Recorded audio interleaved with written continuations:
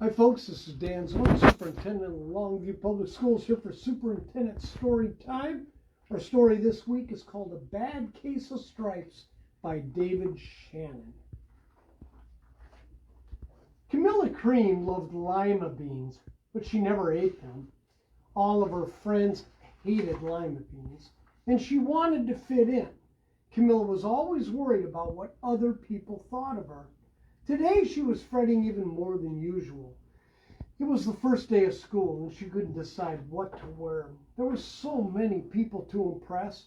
She tried on 42 outfits, but none seemed quite right. She put on a pretty red dress and looked in the mirror. Then she screamed. Her mother ran into the room and she screamed too. "Oh my heavens," she cried. "You're completely covered with stripes." This was certainly true. Camilla was striped from head to toe. She looked like a rainbow. Mrs. Cream felt Camilla's forehead. "Do you feel all right?" she asked. "I feel fine," Camilla answered, but just look at me." "You get back in bed this instant," her mother ordered. "You're not going to school today." Camilla was relieved. She didn't want to miss the first day of school, but she was afraid of what the other kids would say. And she had no idea what to wear with those crazy stripes. That afternoon, Dr. Bumble came to examine Camilla. "Most extraordinary," he exclaimed. "I've never seen anything like it. Are you having any coughing, sneezing, runny nose, aches, pains, chills, hot flashes, dizziness, drowsiness, shortness of breath, or uncontrollable twitching?" "Well, no," Camilla told him. "I feel fine." "Well then," Dr. Bumble said, turning to Mrs. Cream, "I don't see any reason why she shouldn't go to school tomorrow. Here's some ointment that should help clear up those stripes in a few days.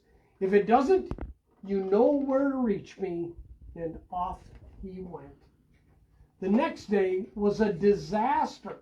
Everyone at school laughed at Camilla. They called her Camilla Crayon and Night of the Living Lollipop. She tried her best to act as if everything were normal, but when the class said the Pledge of Allegiance, her stripes turned red, white, and blue, and she broke out in stars. The other kids thought this was great. One yelled out, "Let's see some purple polka dots."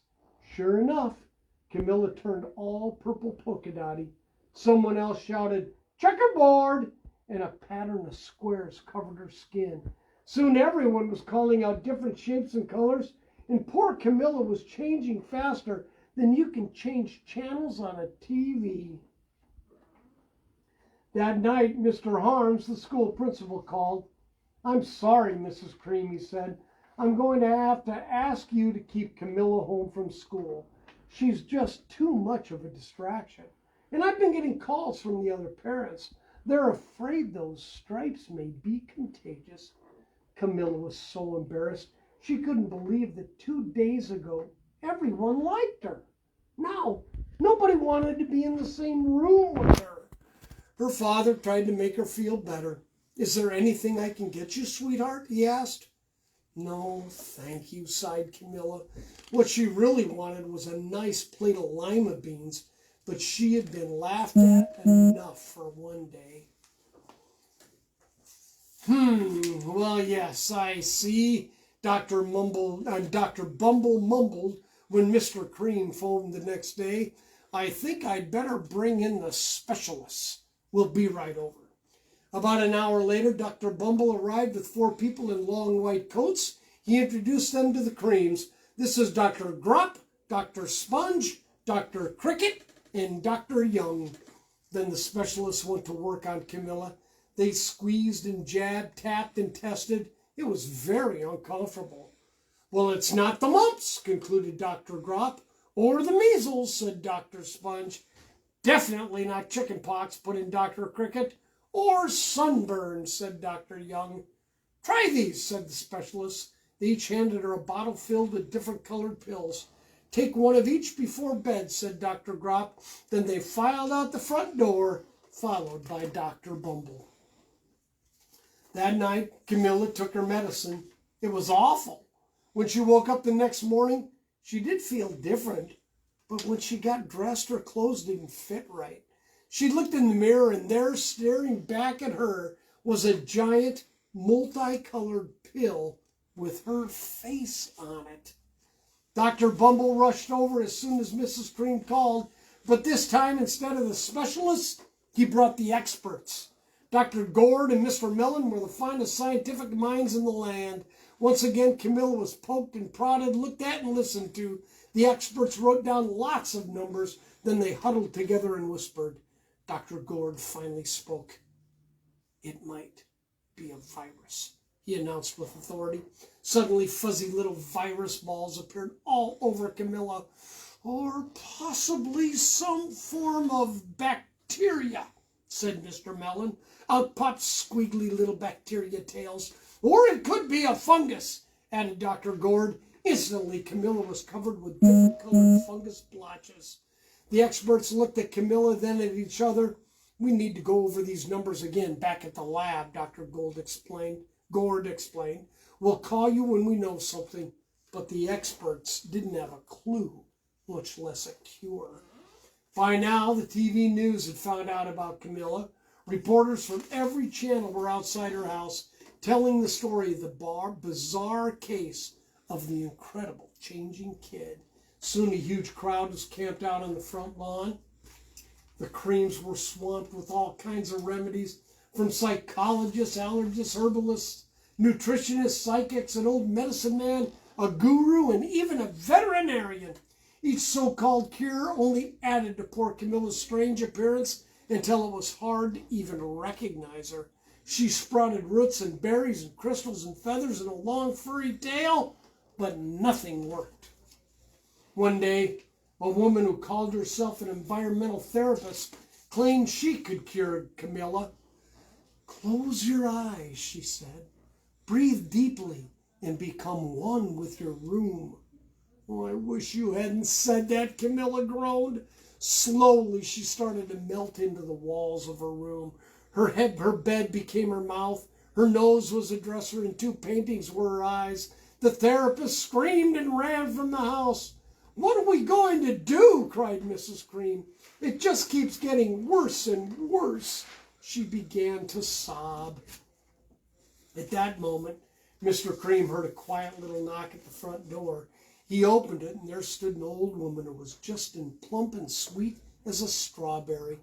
Excuse me, she said brightly, but I think I can help. She went into Camilla's room and looked around. Oh, my goodness, she said with a shake of her head. What we have here is a bad case of stripes. One of the worst I've ever seen.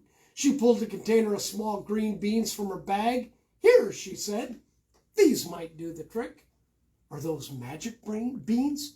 Asked Mrs. Cream. Oh, my, no, replied the kind old woman. There's no such thing. These are just plain old lima beans. I bet you'd like some, wouldn't you? She asked Camilla. Camilla wanted a big, heaping plateful of lima beans more than just about anything, but she was still afraid to admit it. Yuck, she said. No one likes lima beans, especially me. Oh, dear, the old woman said sadly. I guess I was wrong about you. She put the beans back in her bag and started toward the door. Camilla watched the old woman walk away. Those beans would taste so good.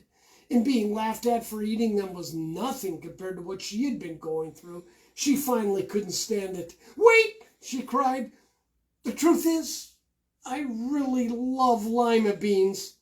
Oh, I thought so, the old woman said with a smile. She took a handful of beans and popped them into Camilla's mouth. Said Camilla. Suddenly the branches, feathers, and squiggly tails began to disappear. Then the whole room swirled around. When it stopped, there stood Camilla, and everything was back to normal.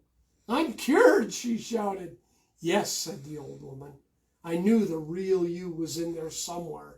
She patted Camilla on the head, then she went outside and vanished into the crowd. Afterward, Camilla wasn't quite the same. Some of the kids at school said she was weird, but she didn't care a bit. She ate all the lima beans she wanted, and she never had even a touch of stripes again.